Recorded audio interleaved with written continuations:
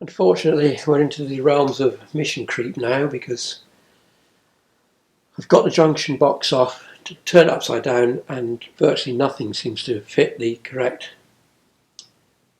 layout according to the wiring diagram that's in my workshop manual. So I'm going to take the tank off and try and trace where some of these wires go. It's going to have to come off the paint anyway now. I was meant to be going away for a short time. However, the well-known virus which has spread around the world has kicked out to touch.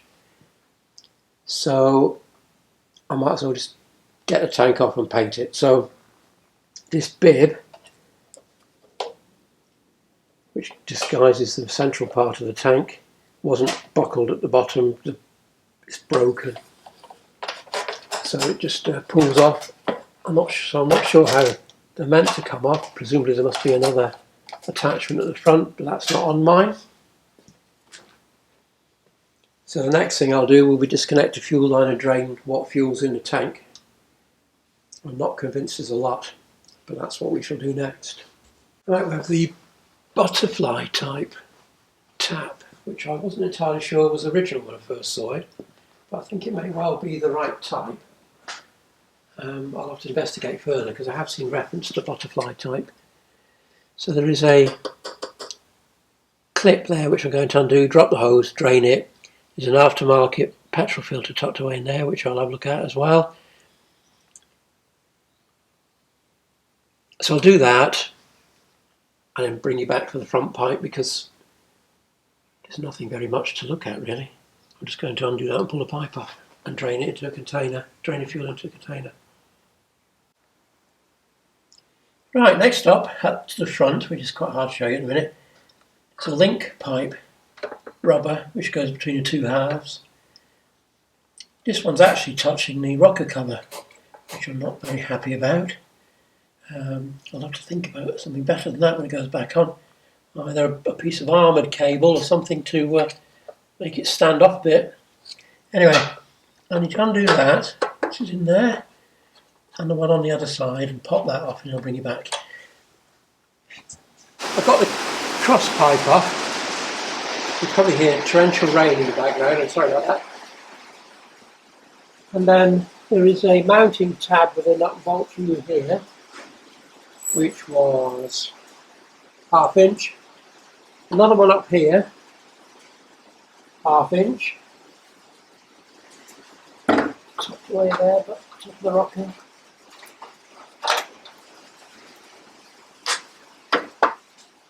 And then there appears to be a bolt here inside the gap, and then there seems to be a nut on that side. So I'm going to take the bolt out and see where we get to. There's also another link pipe. You can see where my finger is. No, probably not.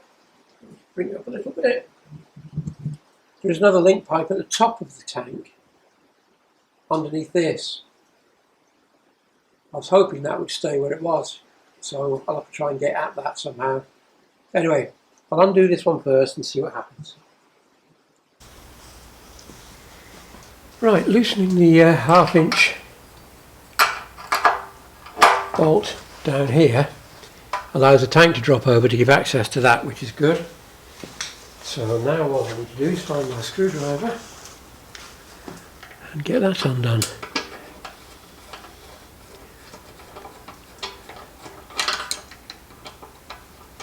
Right, so I'm going to pop that off and undo the last bit of the 1/2 inch. I'll have to pull you back and rearrange this because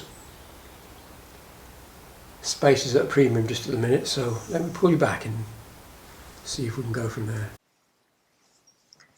Right, let's see what we can come up with. So if we undo this, get that ready to move, which it is.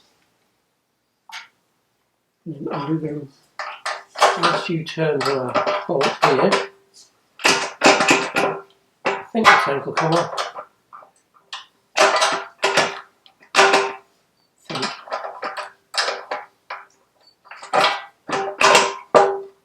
Like so. And there we have it. Tank's in remarkably good condition, which makes me think, oh no, it's got original paint. I thought it might have been a repro.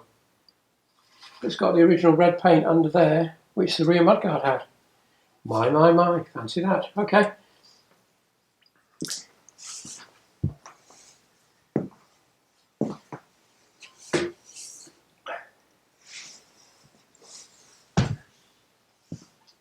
So the other half will be a repeat of the process, but I've got a nut on this side rather than the bolt we had on this side. The link pipe's already off, so that side should be hopefully very simple. So if we undo this,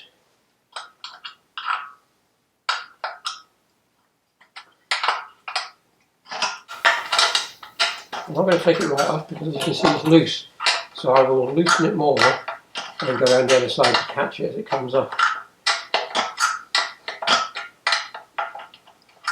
That's the plan.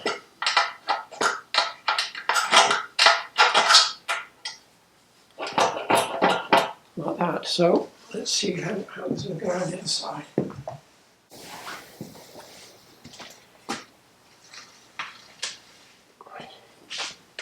The space is at a real premium at the minute. I have some domestic items in the garage, which I don't really want, but there you go. And the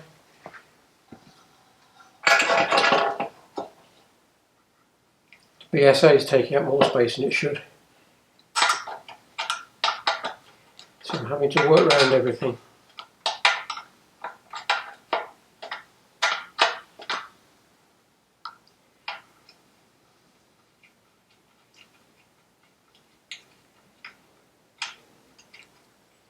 Right, hopefully that will come off.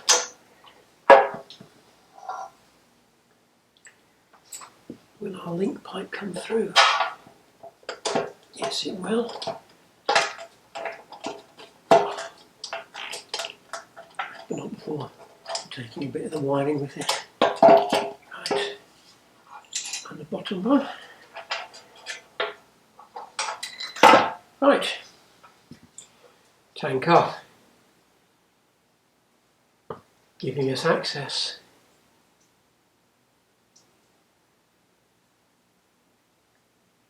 to the wiring. I'll take off that fuel filter and have a look at that in a second, and we're back to finding out what on earth's going on with this wiring. The pipes for the fuel filter are quite badly swollen. Bog standard 5/16 pipe, so that'll be replaced. The fuel filter itself is filthy, but luckily, there we go, it should come apart.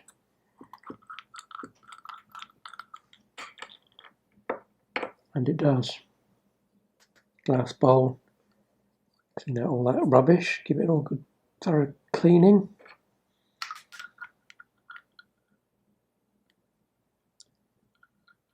Instantly reusable, which is good.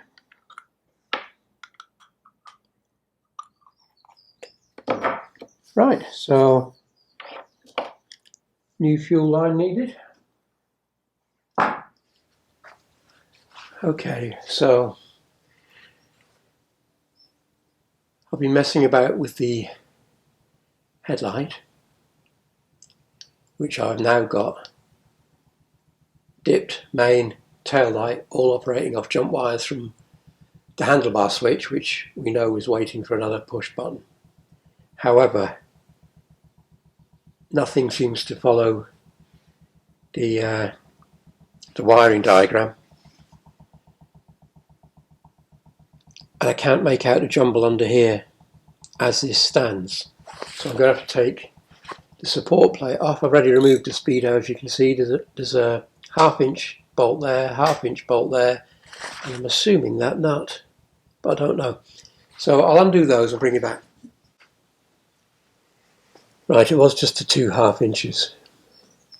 The other one had nothing to do with it. Right, so under there we have some Scotch locks, which I'm going to have to trace. I'm not quite sure why that's all been scotched in. And then with 3 thermal cutouts like the one that's under the seat. As far as I'm aware, there should only be 3 on the entire bike.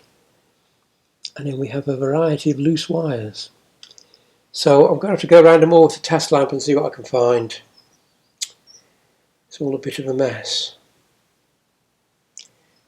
Right, once I've discovered what they are, or what I think they are, I'll bring you back and run through what I've found so far, and then we'll go from there. Right.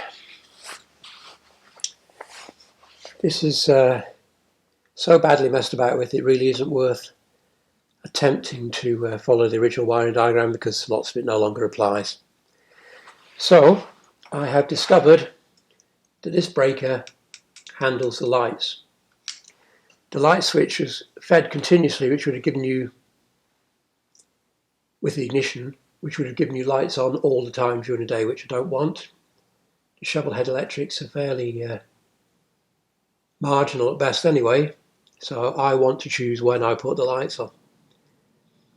So I've picked up the blue wire from that side of the breaker, which now runs into the headlamp area and feeds the white wire that feeds the light switch, which I've just tested.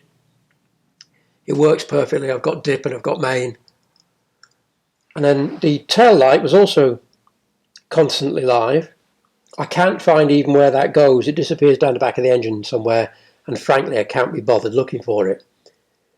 So I've added an additional wire, again fed off the switch controlled lighting breaker, which I'm now running down to join the old brake line, and that will become my new feed for the tail light. So it too will be controlled by the light switch, which is what's meant to happen. I'm not entirely sure where the rear light is currently picking its feed up from, and frankly I'm not bothered. I just intend capping it and it can just sit there. As long as it's capped, it won't come to any harm. So that gives us lights front and back, correctly operated by the tank switch and then by the handlebar switch. So the lighting circuit is fine. We know the starter was okay, we know the kill switch is okay. So that just leaves me horn and indicators. So I'll do the horn next, and then the indicators I'm going to have to try and trace wherever the wires are on this. There are no relays on this bike at all. Everything's been ripped out. So I haven't fully decided what I'm going to do with that yet. I haven't got the indicators yet. I haven't got the light bar yet. I can ride it without them, which may very well be what happens. And then just to cap it all, before I started on this, I realised we have lost our neutral switch bulb. It's not illuminating. It's got a feed. Must be an earth. I've checked the earth. Visually, it seems fine. So I'm going to have to try and work my way through that and find out where that's disappeared to. Hey, the joys of knackered old American bikes, eh? Right, okay. I'll turn you off again. Right, the electrical panels and speedo are bolted back up. I now have a separate fused line for the rear light, a separate earth to the rear main mounting earth point for the battery, which now gives me a reliable neutral light which had a faulty earth. The headlamp is all wired up. We have functioning main beam, dip beam, and the high beam telltale light also functions. And then finally, the last piece of the wiring jigsaw. I'll just lash this together very quickly because I have to actually buy a horn. But if we connect up the horn roughly. We have a functioning horn. So that only leaves the indicators, which are going to require a bit of head scratching. I have managed to power up the telltales, well, that one in particular, so in theory there's no reason why I can't get both of them working. So now it's a matter of finding somewhere to locate the rather large relays that I've been supplied with, because I've got to hide them away somewhere. I haven't decided where yet. And then I'm going to take the whole wiring system from fresh again, apart from the switches. So all the indicator wiring will be my own, because again the wiring that's on the bike is so haphazard that it would be foolish to even attempt to use it, I think. Right, so that's the next step. Right, I was hoping that we would have moved on to the indicators by now, but we're still working on this. Now, the eagle-eyed amongst you may notice that we now have a grey wire on this side and a black wire on this side. That's because these little button switches are the most ridiculous pile of crap I've ever dealt with on a motorbike. The old wire was sufficiently strong that no matter how you tried to connect them using the spade connectors, they kept wanting to come off or wanted to bend the terminals off or whatever. Anyway, I got so sick of it, I just ripped the whole wiring out, got some 7-core trailer wire, which has got pretty similar wiring colours to the ones we needed, which is of course flexible because it's new. I then soldered the wires to the button switches because they were particularly vulnerable. I still used the spades on the high-low switch. Once I connected that up, if you recall earlier in a video I did a test which led to the conclusion that the switch wasn't working properly. Well, I'm pretty certain it wasn't. But in addition, whoever had wired it up last time and then soldered the terminals had wired it up incorrectly, because it's a center feed switch. So the live feed goes to the middle terminal and then the other two become live as it's rocked from side to side, which I should have noticed, to be perfectly honest. I should have thought about that at the time, but I didn't. So it's finally done. It's all connected, it all works, the buttons push, the buttons work, the high-low works, it's connected correctly to the wiring, and all our lights work. Finally, it's done. But what an absolute pain in the, as you can imagine, unbelievably poor wiring. Well, as a principle, the wiring itself is obviously old, but as a way of doing it, hopelessly inadequate on a moped. Really disappointing. But anyway, it's done. Both sides are done. Everything works. Now we can think about the indicators. Although, to be honest, I'm so cheesed up with the electrics at the minute that I may just leave the indicators, put it all together, ride the bike over the summer without them, and then worry about them off-season next year, because I'm pretty tired of the time, effort required to get this thing. But maybe I'm just cheesed off with it, who knows? You'll find out later on in the video whether I've decided to do any more or not. So that's where we're up to.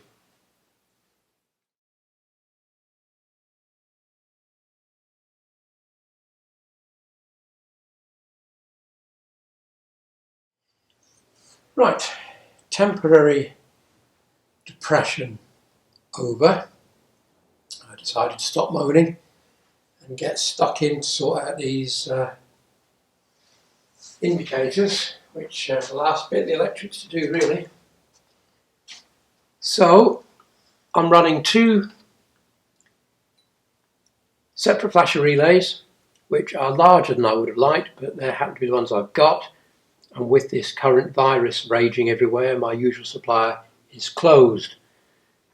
I could have ordered them online, but I had these, so that's what's going on. I made up 2 little metal brackets, which I'll touch in with a brush, attached to the battery tray. I've checked the battery cover, that still goes on perfectly well. All the wiring runs up the side of the battery and out through the hole, the slot I should say, where the original battery tray is. And then I ran power to each side. Can you see that? Let me just check.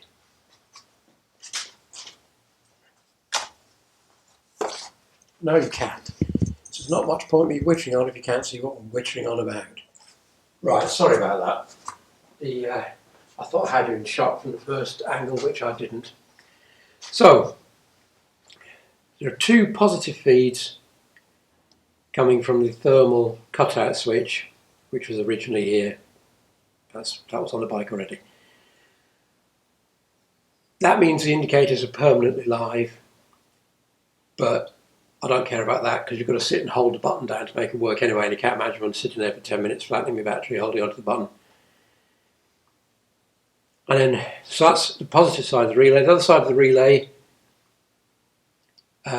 runs to the front of the bike where it joins, and we have a front feed left taped up ready to go, and then we have a rear feed coming down here, which is what all these wires are, all marked up with various bits of tape. And then I'm going to make a multi-connector here, which will then run to the backlight, so I won't bother showing you that because it's fairly straightforward. So that in future, if I ever do want to take the back mudguard off, I can just break the multi-connector here and remove it. So let's move you again, because we're going to have to come and look at another part. So with the wiring all connected, you'll probably be able to spot I put the cowls back on, the headlight back in. So with our lights position, we have dip and high, which you might be able to see on the garage door. I'm hoping you can. Yeah, I think you'll be able to see that. And if you look down here, we have our main beam indicator. As I say, both these indicator telltales are working on feeds from the relays. I've checked them. Obviously, I can't make anything flash until we get to the correct load on the relay, but I've checked it. The relays buzz and they light up when you press the buttons. So that basically is it for the electrics. I need to buy a horn, which I know is tested. You saw that in the previous video. I just need to bolt it on and wire it up, which, now that I say that, makes me realise I was really stupid in putting the headlight back on because I haven't taken a bloody wire down for the horn. Oh dear, never mind. 1 step forward, 2 steps back. But anyway, that's it. Everything works. When I get the indicators, which probably will now be when this virus dies down, because I need to talk to the suppliers. I'm not entirely sure what I need for a bike of this age to fit the lights I want to fit. So that's it for the electrics. We can do no more for the minute. So, the panels are off. I'm working my way through them at the minute to paint them. When they're painted, the wheels can go in. The front wheel's already done with a new tyre, as you saw. The rear wheel, I haven't got the back tyre for yet. And my local bike shop, who was fitting them, because it looked a bit tricky to me. I don't mind fitting classic tyres at 18 and 19 inches, but these 16 inches look a bit tight. He's shut because of the virus, so things may slow down slightly on that front. I don't know. If the worst comes to the worst, I'm going to have to try fitting it myself, which will be a laugh. But anyway, there we go. Electric's done. End of video. See you in the next one.